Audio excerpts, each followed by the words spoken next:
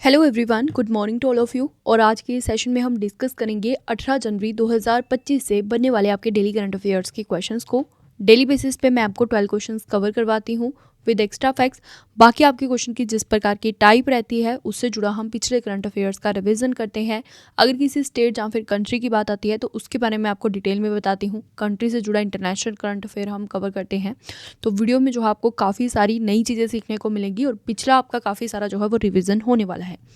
Video आपको morning में मिल जाती है ठीक 5 बजे।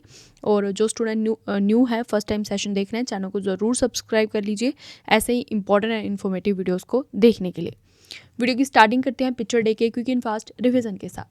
तो कल हमने पढ़ा था कि तेलंगाना उच्च न्यायालय के जो नए मुख्य न्यायाधीश बन गए हैं वो बन गया है न्यायमूर्ति सुजय पॉल। और जनवरी 2025 में किस राज्य में पूर्वी भारत की पहली और देश की छठी खगोलीय वेधशाला का उद्घाटन हुआ? तो ये हुआ है पश्चिम बंगाल में। Parliament powers functions and privileges a comparative constitutional perspective नामक बुक के राइटर हैं डॉक्टर के.एस. चौहान। जनवरी 2025 में किस राज्य में मवेशियों का त्यौहार जिसका नाम है कनुमा ये सेलिब्रेट किया गया? तो ये आपका सेलिब्रेट करा है तेलंगाना राज्य ने। अगला क्वेश्चन है, दिसंबर 2024 के लिए आईसीसी द्वारा men's player of the month किसे नामित किया गया? Right answer is Jasprit Bumrah. और women's player of the month जो चुना गया है फ्रेंड्स दिसंबर 2024 मंथ के लिए, वो चुना गया है एनाबेल सदरलैंड को। नेक्स्ट है, प्रधानमंत्री नरेंद्र मोदी जी द्वारा इस्कॉन के श्री श्री राधा मदन मोहन जी मंदिर का उद्घाटन कहाँ किया गया? Right answer is Navi Mumbai में। जनवरी 2025 में ग्रैंड स्लैम के सर्वाधिक 430 मैच खेलने का रिकॉर्ड किसने बनाया? तो ये बनाया है सर्बिया के प्लेयर नोवाक जोकोविच ने। भारतीय उद्योग परिसंघ के पूर्व महानिदेशक तरुण दास जो हैं फ्रेंड्स, इन्हें सिंगापुर ने अपने सर्वोच्च गैर नागरिक सम्मान ऑनरेरी सिटीजन अवार्ड से सम्मानित किया है। अगला क्वेश्चन है, झुंड ड्रोन का मुकाबला करने के लिए डिजाइन की गई भारत की जो पहली स्वदेशी माइक्रो मिसाइल प्रणाली है इसका क्या नाम है? Right answer is Bhargavastra. जनवरी 2025 में अंतर्राष्ट्रीय पतंग महोत्सव की स्टार्टिंग हुई आपकी गुजरात के अहमदाबाद में।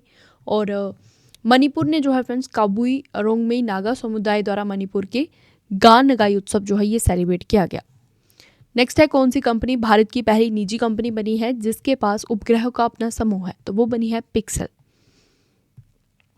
सेशन को स्टार्ट करने से पहले आपको बता दूं, हमने अपनी बुक्स की वेबसाइट लॉन्च कर दी है जिसका नाम है www.raviaditipublication.com। फ्रेंड्स, यहाँ पे आपको सभी प्रकार की बुक्स मिल जाएंगी जिनकी भी इमेजेस आपको यहाँ पे स्क्रीन पे दिख रही हैं। सामान्य अध्ययन, सामान्य ज्ञान, सामान्य विज्ञान, जनरल नॉलेज, बाकी आपको एनसीईआरटी के नोट्स मिल जाएंगे। ठीक है, यहाँ पे सभी की इमेजेस आपको दिखाई गई हैं, तो सभी को आप बाई कर सकते हैं। आपको ऑर्डर रिप्लेस करना है और ये बुक्स जो हैं ये आपके होम एड्रेसेस पे पहुँच जाएंगी हार्ड कॉपी के रूप में। इंग्लिश और हिंदी दोनों मीडियम्स में हमारी बुक्स है, तो दोनों मीडियम्स के स्टूडेंट्स इन्हें बाई कर सकते हैं। एकदम बेस्ट क्वालिटी का कॉन्टेंट इनमें रखा गया है। पीडीएफ नोट्स की वेबसाइट अलग से है जिसका नाम है www.ravibookspdf.com। यहाँ पे आपकी वार्षिकांक 2024 की करंट अफेयर्स की बुक लॉन्च कर दी गई है जिसमें कि आपको 6666 प्लस क्वेश्चंस मिलेंगे। इसके अलावा आपको जीकेजीएस का part 1, part 2, part 3, part 4, part 5 मिल जाएगा। पॉलिटी की बुक मिल जाएगी। और अगर आपको मंथली वाइज करंट अफेयर्स की बुक बाई करनी है तो वो भी मिल जाएंगी इंग्लिश और हिंदी दोनों मीडियम्स में। आपको दोनों ही वेबसाइट का लिंक मिल जाएगा डिस्क्रिप्शन बॉक्स में, जहाँ से आप हमारी ई बुक्स और बुक्स को बाई कर सकते हैं। मोबाइल एप्लीकेशन का लिंक मिल जाएगा, रवि स्टडी ऐप के नाम से है। यहाँ पे आपको फ्री पीडीएफ मिल जाती है बायलिंगुअल फॉर्मेट में। इसके अलावा आप फ्री टेस्ट लगा सकते हैं। डेली बेसिस पे 15 क्वेश्चन अपलोड होते हैं फ्री टेस्ट के। जीएस के नोट्स मिल जाएंगी, जीएस की टेस्ट सीरीज मिल जाएंगी। बाकी आपको यहाँ पे मिल जाएगी करंट अफेयर्स की टेस्ट सीरीज। टेलीग्राम और इंस्टाग्राम पे भी आप हमारे साथ जुड़ सकते हैं, करंट अफेयर्स बाय रवि नाम से है। तो चलिए आते हैं आज के सेशन की तरफ, जिसका फर्स्ट क्वेश्चन है आपका, वर्ष 2025 में किस राज्य के कप्पड़ और चाल समुद्र तटों को वैश्विक ब्लू फ्लैग प्रमाणन जो है ये प्राप्त हुआ है? तो ये दोनों आपके हैं केरल के। ऑप्शन नंबर सी आपका एकदम करेक्ट आंसर रहेगा। इंपॉर्टेंट पॉइंट्स देखेंगे हमारे क्वेश्चन से रिलेटेड। तो साल 2025 में केरल के कोझिकोड जिले के कप्पड़ बीच और कन्नूर जिले के चाल बीच को फ्रेंड्स ब्लू फ्लैग प्रमाणन जो है ये इससे सम्मानित किया गया है। ये प्रमाणन डेनमार्क स्थित पर्यावरण शिक्षा फाउंडेशन ने दिया है। ब्लू फ्लैग जो प्रमाणन है ये आपका होता क्या है, तो इसके बारे में जानते हैं। ये जो है पर्यावरण और सुरक्षा मानकों को पूरा करने वाले समुद्र तटों को दिया जाता है। ये प्रमाणन पाने के लिए समुद्र तटों को जो है फ्रेंड्स कई कठोर मानदंडों को पूरा करना होता है। तो केरल के जो है फ्रेंड्स आपके कप्पड़ और चाल समुद्र तटों को वैश्विक ब्लू फ्लैग प्रमाणन प्राप्त हुआ है। तो आज मैं आपको केरल राज्य का राज्य दर्शन करवाऊंगी। तो केरल की जो स्थापना है ये हुई थी 1 नवंबर 1956 को। राजधानी क्या है? तिरुवनंतपुरम। मुख्यमंत्री है पिनराई विजयन, ये यहाँ के मुख्यमंत्री हैं। राज्यपाल है राजेंद्र विश्वनाथ आर्लेकर, ये यहाँ के राज्यपाल हैं। लोकसभा सीट की बात करें तो वो यहाँ पे है 20। राज्यसभा सीट कितनी है? 9। और विधानसभा सीट है 140। केरल में जो है टोटल आपके 14 जिले हैं। राजभाषा है यहाँ की मलयालम। अगर हम बात करें यहाँ के राजकीय पक्षी की तो वो है ग्रेट हॉर्नबिल। राजकीय पशु है हाथी। राजकीय वृक्ष है नारियल का वृक्ष। राजकीय पुष्प है कन्निकोना, जिसे कि गोल्डन शावर कहा जाता है। ठीक है, यहाँ पे आप देख सकते हैं यहाँ का राष्ट्रीय पक्षी, और ये राष्ट्रीय फूल है यहाँ का। केरल के जो है फ्रेंड्स कुल 2 पड़ोसी राज्य हैं। कौन कौन से? कर्नाटक और तमिलनाडु। यहाँ पे आप देख सकते हैं कर्नाटक और तमिलनाडु जो है इसके पड़ोसी राज्य हैं, और अरब सागर जो है वो इसकी सीमा के साथ लगता है। केरल के प्रमुख त्योहार हैं ओणम, विशु और त्रिशूर पूरम। केरल के प्रमुख लोक नृत्य हैं कथकली, मोहिनीअट्टम, कुडियाट्टम, चविट्टुकली, पदयानी और तेयम। केरल जो है फ्रेंड्स इसका कौन सा कला रूप है जो कि यूनेस्को की मान्यता की अमूर्त सांस्कृतिक विरासत की सूची में है? तो वो है कुटियाट्टम। शिशुओं की जो मृत्यु दर है ना, ये भारत के राज्यों में जिसमें सबसे कम है वो है केरल, और स्त्रियों की संख्या जो है पुरुषों से ज़्यादा है केरल में। केरल के जो प्रमुख बंदरगाह हैं उनमें है कोची बंदरगाह, कोझिकोड बंदरगाह, वलियाथुरा बंदरगाह। मूव करेंगे नेक्स्ट क्वेश्चन पे। तो वर्ष 2025 में कौन सा देश अंतरिक्ष में मानव रहित डॉकिंग हासिल करने वाला चौथा देश बन गया है? तो आपका राइट आंसर इस क्वेश्चन का रहेगा ऑप्शन नंबर ए, हमारा देश भारत। इंपॉर्टेंट पॉइंट्स देखेंगे तो वर्ष 2025 में संयुक्त राज्य अमेरिका, रूस और चीन के बाद भारत जो है ये डॉकिंग क्षमता विकसित करने और परीक्षण करने वाला फ्रेंड चौथा देश बन गया है। ठीक है, ये हैं इसके 3 देश और चौथा बन गया है भारत। भारत ने अपने स्पेडेक्स मिशन को जो है फ्रेंड्स अभी रिसेंट में ही लॉन्च करा था। हमने ये क्वेश्चन भी कवर करा था स्पेडेक्स मिशन के बारे में। स्पेडेक्स का जो फुल फॉर्म था ये था स्पेस डॉकिंग एक्सपेरिमेंट। ठीक है, यहाँ पे लिख देती। और स्पेडेक्स मिशन के तहत ही चेजर और टारगेट नाम के 2 उपग्रहों को सफलतापूर्वक डॉक करके ये उपलब्धि हासिल की है भारत ने। अंतरिक्ष डॉकिंग का काम इसरो द्वारा स्वदेशी रूप से विकसित भारतीय डॉकिंग सिस्टम द्वारा पूरा किया गया है। और स्पेडेक्स मिशन जो है ये इसरो ने लॉन्च किया था। ठीक है, और ये तकनीक भारत को एक उपग्रह या फिर अंतरिक्ष यान से दूसरे में सामग्री स्थानांतरित करने में हेल्प करेगा, जैसे कि पेलोड, चंद्र नमूनों या फिर अंततः अंतरिक्ष में मानव आदि। ठीक है, इन सभी में ये जो है हेल्प करेगा। तो फिर जो आपका स्पेडेक्स मिशन है ना, ये लॉन्च किया गया था इसरो के द्वारा, है ना। और इसरो के नए अध्यक्ष भी अभी बने। हमने कुछ डेज पहले ये क्वेश्चन करा था, तो इसरो के नए अध्यक्ष का नाम भी आपको पता होना चाहिए, वी नारायणन। ठीक है, अगर हम बात करें अन्य आपके ऑप्शन की तो सेकंड ऑप्शन आपका है सऊदी अरब।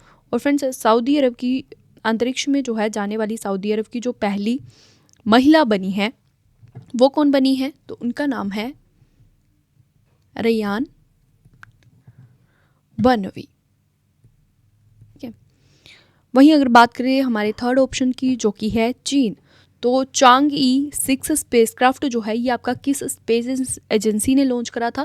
तो ये लॉन्च करा था चीन की स्पेस एजेंसी CNSA ने। ठीक है, चांग-ई 6 स्पेसक्राफ्ट। वहीं अगर बात करें हमारे लास्ट ऑप्शन की जो कि है जापान, तो फ्रेंड्स विश्व की जो सबसे ऊंची खगोलीय वेधशाला है ना, ये आपकी बनाई गई जापान में। और इसके अलावा दुनिया का जो पहला लकड़ी उपग्रह है जिसका नाम है लिंगोसैट, इसे भी लॉन्च करा है आपका जापान ने।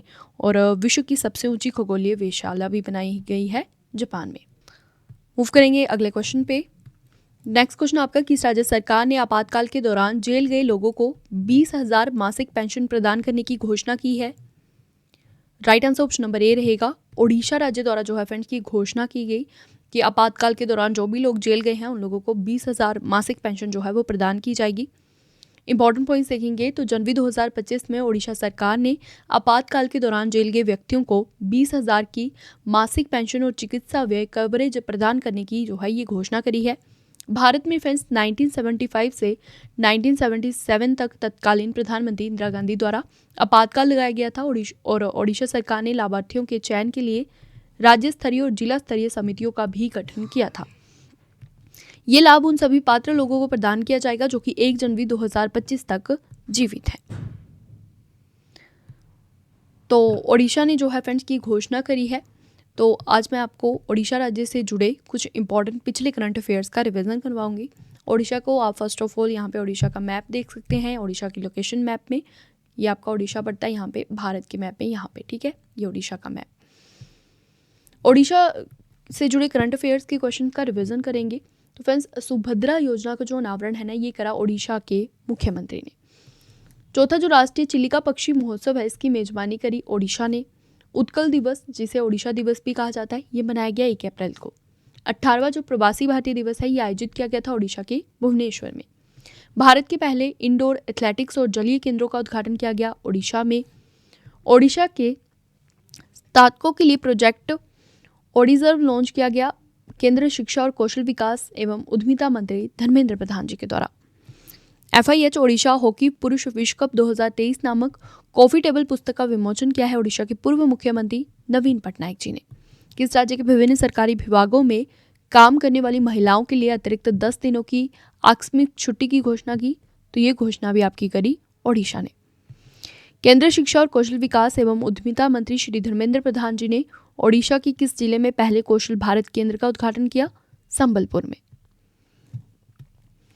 नेक्स्ट है, किस राज्य की मयूरभंज जिले की लाल चिंटी की चटनी, जिसे कि काई की चटनी भी कहा जाता है, इसे ज्योग्राफिकल इंडिकेशन टैग मिला था? तो ये ओडिशा की थी। भारत का आपका पहला राइस ATM जो है लॉन्च किया गया है ओडिशा में। और ओडिशा में ही फ्रेंड्स सिमलीपाल टाइगर रिजर्व के पास दुनिया की पहली ब्लैक टाइगर सफारी योजना जो है ये स्टार्ट की गई। और ओडिशा विधानसभा के नए अध्यक्ष बन गए हैं सुरामा पाड़ी। अगला क्वेश्चन है friends, PM museum and library society के अध्यक्ष कौन बने हैं? राइट आंसर ऑप्शन नंबर आपका C रहेगा। नृपेंद्र मिश्रा जो हैं ये PM museum and library society के नए अध्यक्ष बन गए हैं। इंपॉर्टेंट पॉइंट्स देखेंगे तो भारत सरकार ने प्रधानमंत्री संग्रहालय एवं पुस्तकालय सोसाइटी की कार्यकारी परिषद का पुनर्गठन जो है ये किया है और इसी के साथ नृपेंद्र मिश्रा को सोसाइटी की कार्यकारी परिषद का अध्यक्ष जो है ये पुनः नियुक्त किया गया है। PM संग्रहालय एवं पुस्तकालय सोसाइटी की स्थापना भारत सरकार द्वारा हुई थी 1 अप्रैल 1966 को।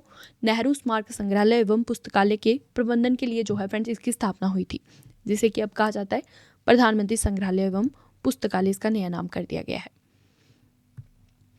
क्वेश्चन में हमने देखा कि PM museum and library society के नए अध्यक्ष बने हैं। तो आज मैं आपको पिछले आपके अध्यक्ष से जुड़े क्वेश्चंस का एक बार क्विक एंड फास्ट रिवीजन करवाऊंगी। तो रेलवे बोर्ड के नए अध्यक्ष और CEO बन गए Satish Kumar. State bank of India के अध्यक्ष हैं चल्ला श्रीनिवासुलु सेट्टी। मुंबई क्रिकेट एसोसिएशन के अध्यक्ष हैं Ajinkya Naik. News broadcasters and digital association के अध्यक्ष हैं रजत शर्मा। LIC के अध्यक्ष हैं सिद्धार्थ मोहंती। CBDT के अध्यक्ष हैं रवि अग्रवाल। भारत इलेक्ट्रॉनिक्स लिमिटेड के नए अध्यक्ष बने हैं मनोज जैन। कर्मचारी चयन आयोग के अध्यक्ष बने हैं S गोपाल कृष्णन। भारतीय किसान उर्वरक सहकारी के अध्यक्ष यानी कि IFFCO के अध्यक्ष बने हैं दिलीप संघानी। अगला क्वेश्चन है फ्रेंड्स, अगर आपको वीडियो की क्वालिटी और कंटेंट पसंद आ रहा है तो वीडियो को लाइक और शेयर जरूर करें और कमेंट सेक्शन में आप मुझे बता सकते हैं किस स्टेट से हमारा वीडियो देख रहे हैं, किस एग्जाम के लिए आप प्रिपरेशन कर रहे हैं और वीडियो की क्वालिटी और कंटेंट आपको कैसी लगी। अपना फीडबैक भी आप हमें जो है देख सकते हैं कमेंट सेक्शन में कंप्लीट वीडियो देखने के बाद। तो क्वेश्चन देखते हैं आपका, ICC अंडर-19 महिला T20 विश्व कप 2025 के दूसरे संस्करण का आयोजन किस देश में किया जाएगा? राइट आंसर इसका रहेगा ऑप्शन नंबर B, मलेशिया में इसका आयोजन होगा। आइए इंपॉर्टेंट पॉइंट्स डिस्कस करें। तो ICC अंडर-19 महिला T20 विश्व कप 2025 का जो दूसरा संस्करण है ये 18 जनवरी से लेकर 2 फरवरी 2025 तक मलेशिया में अंतर्राष्ट्रीय क्रिकेट परिषद यानी कि ICC के द्वारा आयोजित किया जाएगा। ICC अंडर-19 महिला T20 विश्व कप 2025 में भारत की जो कप्तान है वो है निकी प्रसाद और भारतीय टीम ने शेफाली वर्मा की कप्तानी में दक्षिण अफ्रीका में आयोजित फाइनल में इंग्लैंड को हराकर पहला ICC अंडर-19 महिला T20 विश्व कप 2023 जो है ये जीता था। वहीं अगर हम बात करें ICC की तो फ्रेंड्स इसकी स्थापना 15 जून 1909 को हुई थी। मुख्यालय है दुबई में। चेयरमैन है इसके जयशा। CEO है ज़ियोफ अलार्डेस। अगला क्वेश्चन, प्यूमा इंडिया की ब्रांड एम्बेसडर कौन बनी है? Option number A right answer रहेगा PV सिंधु। जनवरी 2025 में PV सिंधु जो है फ्रेंड्स इन्हें प्यूमा इंडिया की नई ब्रांड एम्बेसडर बनाया गया है। महान बैडमिंटन खिलाड़ी है PV सिंधु और प्यूमा इंडिया के साथ ये कई वर्षों की साझेदारी की है इन्होंने। प्यूमा जो है ये एक जर्मन कंपनी है जो कि खेल और कैजुअल जूते, कपड़े और सहायता उपकरण बनाती है। प्यूमा इंडिया प्यूमा कंपनी की भारतीय शाखा है। बात करें अगर हम प्यूमा की तो इसकी स्थापना 1948 में हुई थी। संस्थापक हैं रुडोल्फ डासलर, मुख्यालय है इसका जर्मनी में। तो अगर आपके क्वेश्चन पे आए हम और क्वेश्चन के अन्य ऑप्शंस को कवर करें तो फ्रेंड्स देखिए, फर्स्ट ऑप्शन से तो आपका बन गया कि प्यूमा इंडिया की नई ब्रांड एम्बेसडर कौन बन गई है, पीवी सिंधु। तो मनु भाकर जो है फ्रेंड्स, इन्हें केंद्रीय बंदरगाह जहाजरानी और जलमार्ग मंत्रालय का ब्रांड एम्बेसडर इन्हें बनाया गया था। यहाँ पे लिख देती हूँ, यहाँ पे लिख दिया मैंने, केंद्रीय बंदरगाह और जहाजरानी राजमार्ग मंत्रालय की ये ब्रांड एम्बेसडर है। सलमान खान जो है फ्रेंड्स, इन्हें जो है खो खो विश्व कप 2025 का ब्रांड एम्बेसडर बनाया गया, इन्हें और टाइगर श्रॉफ को। और करीना कपूर और आयुष्मान खुराना जो है आपके, इन्हें यूनिसेफ का जो है ब्रांड एम्बेसडर बनाया गया है, यूनिसेफ इंडिया का। अगला क्वेश्चन, भारतीय वायुसेना ने किसके साथ मिलकर विशिष्ट हवाई सैनिक अभ्यास जिसका नाम है डेविल स्ट्राइक, इसका आयोजन किया है? तो राइट आंसर इस क्वेश्चन का आपका रहेगा ऑप्शन नंबर ए, भारतीय सेना के साथ। तो भारतीय सेना ने भारतीय वायुसेना के साथ मिलकर विशिष्ट हवाई सैनिक अभ्यास डेविल स्ट्राइक का आयोजन किया। इंपॉर्टेंट पॉइंट्स देखेंगे तो जनवरी 2025 में भारतीय सेना और भारतीय वायुसेना ने विशिष्ट हवाई सैनिक अभ्यास डेविल स्ट्राइक का आयोजन किया है और यह अभ्यास 16 से लेकर 19 जनवरी 2025 तक आयोजित किया गया है। कहाँ पर? भारत की उत्तरी सीमाओं पर। यह अभ्यास लॉजिस्टिक निर्वहन रणनीतियों के मूल्यांकन और परिशोधन पर केंद्रित होगा। साथ ही में यह अभ्यास शत्रुतापूर्ण इलाके में उन्नत हवाई संचालन और लॉजिस्टिक रणनीतियों का परीक्षण करेगा। क्वेश्चन की आपकी टाइप है युद्ध अभ्यास से जुड़ी। तो अब मैं आपको पिछले आपके युद्ध अभ्यास से जुड़े क्वेश्चंस का एक बार क्विक एंड फास्ट रिवीजन करवाऊंगी। तो फर्स्ट क्वेश्चन आपका, संयुक्त सैन्य अभ्यास युद्ध अभ्यास किन किन के बीच हुआ? भारत और अमेरिका के बीच। कहाँ पर? राजस्थान के बीकानेर में। संयुक्त सैन्य अभ्यास अल नज़ा हुआ भारत और ओमान के बीच। आयोजन इसका किया गया था ओमान के सलालाह में। संयुक्त सैन्य अभ्यास मैत्री हुआ भारत और थाईलैंड के बीच। कहाँ पर? थाईलैंड के ताक प्रांत में। संयुक्त सैन्य अभ्यास डस्ट लिक हुआ भारत और उज्बेकिस्तान के बीच। यहाँ पे आप आयोजन स्थल भी देख सकते हैं, ठीक है। एक्स टाइगर ट्रायम्फ 24 हुआ भारत और अमेरिका के बीच। संयुक्त सैन्य अभ्यास धर्म गार्जन हुआ भारत और जापान के बीच। मित्र शक्ति हुआ भारत और श्रीलंका के बीच। 28वां जो मालाबार अभ्यास है इसका आयोजन किया गया था 2024 में आंध्र प्रदेश के विशाखापत्तनम में और 4 देशों की जो है नौसेनाएं इसमें शामिल थी, भारत, ऑस्ट्रेलिया, जापान और अमेरिका की। समुद्री द्विपक्षीय अभ्यास जिसका नाम है सिम्बैक्स, ये आपका हुआ भारत और सिंगापुर के बीच। काजिन 2024 का 8वां संस्करण स्टार्ट हुआ उत्तराखंड के ओली में। भारत और कजाकिस्तान के बीच ये हुआ। नौसैनिक अभ्यास वरुण 2024 हुआ भारत और फ्रांस के बीच। संस्करण था इसका 22वां। आयोजन इसका किया गया था भूमध्य सागर पर। नसीम अल बहर हुआ भारत और ओमान के बीच। कहाँ पर? गोवा के तट पर। उधार शक्ति अभ्यास 2024 हुआ भारत और मलेशिया के बीच। आयोजन इसका किया गया था मलेशिया के क्वांतान में। और मित्र शक्ति हुआ भारत और श्रीलंका के बीच। कहाँ पे? श्रीलंका में। अगला क्वेश्चन, किस राज्य में केंद्रीय गृह मंत्री अमित शाह ने पुरातत्व अनुभवात्मक संग्रहालय, प्रेरणा कॉम्प्लेक्स और वडनगर स्पोर्ट्स कॉम्प्लेक्स का उद्घाटन किया है? तो ये उद्घाटन करा गया गुजरात के वडनगर में, यानी कि आपका option number B right answer रहेगा। हमारे केंद्रीय गृह मंत्री अमित शाह जी के द्वारा जो है इसका उद्घाटन हुआ।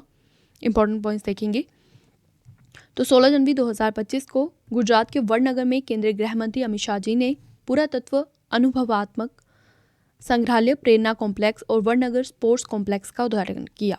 ये जो है फ्रेंड्स की 12,500 वर्ग मीटर में फैला हुआ है। 298 करोड़ रुपए की कुल लागत से ये बना है। पुरातत्व अनुभवात्मक संग्रहालय वडनगर के समृद्ध सांस्कृतिक इतिहास पर प्रकाश डालता है और ये भारत में विकसित अपनी तरह का पहला संग्रहालय है जहां पर आगंतुक और पुरातत्विक स्थल का अनुभव करेंगे। अगला क्वेश्चन, 16 जनवरी 2025 को किसके द्वारा fast track immigration trusted traveller programme का उद्घाटन किया गया है? Right answer option number D रहेगा, हमारे केंद्रीय गृह मंत्री अमित शाह जी के द्वारा। इंपॉर्टेंट पॉइंट्स देखेंगे तो केंद्रीय गृह मंत्री अमित शाह जी ने मुंबई, चेन्नई, कोलकाता, बेंगलोर, हैदराबाद, कोचीन और अहमदाबाद के हवाई अड्डों पर friends fast track immigration trusted traveller programme जो है इसका उद्घाटन किया है। इससे यात्रियों को विश्व स्तरीय इमिग्रेशन सुविधाएं मिलेंगी, जिससे कि अंतर्राष्ट्रीय यात्रा सहज और सुरक्षित होगी। इस कार्यक्रम में नामांकन के लिए आवेदनों को fti.ttp.mha.gov.in पोर्टल पर अपना विवरण भरकर और आवश्यक दस्तावेज अपलोड करके जो है ऑनलाइन पंजीकरण पूरा करना होगा। नेक्स्ट देखिए, 8वें केंद्रीय वेतन आयोग को मोदी कैबिनेट ने मंजूरी दे दी है। इसके लागू होने की उम्मीद कब तक की गई है? Right answer option number A रहेगा 2026 तक। तो केंद्रीय कर्मचारियों के लिए केंद्र सरकार ने 8वें वेतन आयोग के गठन को मंजूरी दी है। आयोग की सिफारिशें जो है फ्रेंड्स की 2026 से लागू होंगी। ये जानकारी कैबिनेट बैठक के बाद केंद्रीय मंत्री अश्विनी वैष्णव जी ने दी। 7वां जो वेतन आयोग है ये 2016 में लागू हुआ था और इसकी सिफारिशें 2026 तक जारी रहेंगी। वेतन आयोग जो है ये हर 10 साल में जो है ये लागू किया जाता है। ठीक है, हर 10 साल में इसे लागू किया जाता है और उम्मीद है कि मोदी सरकार 1 जनवरी 2026 से 8वां वेतन आयोग लागू कर देगी। 8वां वेतन आयोग जो है इसके आने से सैलरी पर क्या फ़र्क पड़ेगा, तो इसके बारे में जानते हैं। तो 8वें वेतन आयोग का वेतन मैट्रिक्स जो है ये 1.92 के फिटमेंट फैक्टर का इस्तेमाल करके तैयार किया जाएगा। इससे जो है ऐसे समझिए केंद्र सरकार के कर्मचारियों की सैलरी के 18 जो हैं वो लेवल हैं। लेवल 1 कर्मचारियों की बेसिक सैलरी अगर 1800 रुपये है, 1800 ग्रेड पे के साथ है, तो उनकी सैलरी हो जाएगी 18,000 रुपये। इसे 8वें वेतन आयोग के तहत बढ़ाकर जो है वो कर दिया जाएगा 34,560 रुपये। इसी तरह केंद्र सरकार में कैबिनेट सचिव स्तर के अधिकारियों को लेवल 18 के तहत अधिकतम जो है ये 2.5 लाख रुपए की बेसिक सैलरी मिलती है। ये बढ़ाकर जो है ये हो जाएगी तकरीबन 4.8 लाख रुपए। नेक्स्ट क्वेश्चन, भारत ने किस देश के साथ मिलकर साल 2026 को संस्कृति, पर्यटन और एआई के लिए दोहरा वर्ष घोषित किया है? Right answer option number A रहेगा स्पेन के साथ मिलकर। तो भारत के विदेश मंत्री सुब्रमण्यम जयशंकर ने घोषणा की है कि भारत और स्पेन 2026 को दोहरे वर्ष के रूप में मनाएंगे, जिसमें कि संस्कृति, पर्यटन और एआई में प्रगति पर ध्यान केंद्रित किया जाएगा। मुख्य उद्देश्य इसका है द्विपक्षीय संबंधों को मजबूत करना और दोनों देशों के बीच आपसी समाज को बढ़ावा देना। लास्ट क्वेश्चन है सेशन का, PhD chamber of commerce and industry की जानकारी के अनुसार भारत जो है ये किस वर्ष तक विश्व की चौथी सबसे बड़ी अर्थव्यवस्था बन जाएगा? Right answer option number C है 2026 तक जो है फ्रेंड्स भारत विश्व की चौथी सबसे बड़ी अर्थव्यवस्था बन जाएगा। ऐसे ही एक जानकारी आई है PhD chambers of commerce and industry के द्वारा। इंपॉर्टेंट पॉइंट्स देखेंगे। PhD chamber of commerce and industry के अनुसार भारत 2026 तक जापान को पछाड़कर विश्व की चौथी सबसे बड़ी अर्थव्यवस्था बनने की ओर अग्रसर है। ये जो है ये सकारात्मक दृष्टिकोण मजबूत जीडीपी वृद्धि और नीतिगत सिफारिशों पर आधारित है, जो कि आर्थिक स्थिरता और सतत विकास को बढ़ावा देगा। PHDCCI के अनुसार भारत की जीडीपी वर्तमान वित्तीय वर्ष जो है 2024-25 में 6.8% रही और जो कि फिजिकल ईयर 2025 और 26 में 7.7% की दर से बढ़ने की संभावना है। तो इसी के साथ यहाँ पे सेशन आपका कंप्लीट होता है। उम्मीद करती हूँ वीडियो आपको पसंद आई होगी। तो अब मैं आपसे 3 क्वेश्चन का टेस्ट लूँगी, जिसका आंसर आप कमेंट सेक्शन में देंगे। फर्स्ट क्वेश्चन है, वर्ष 2025 में किस राज्य के कप्पड़ और चाल समुद्र तटों पर वैश्विक ब्लू फ्लैग प्रमाणन प्राप्त हुआ है? सेकंड है, वर्ष 2025 में कौन सा देश अंतरिक्ष में मानव रहित डॉकिंग हासिल करने वाला चौथा देश बन गया? लास्ट है, किस राज्य सरकार ने आपातकाल के दौरान जेल गए लोगों को 20,000 मासिक पेंशन प्रदान करने की घोषणा की है? तो तीनों के आंसर आप मुझे कमेंट सेक्शन में देंगे। तो यहीं पे वीडियो कंप्लीट होता है। Thank you so much for watching this video. Have a good day.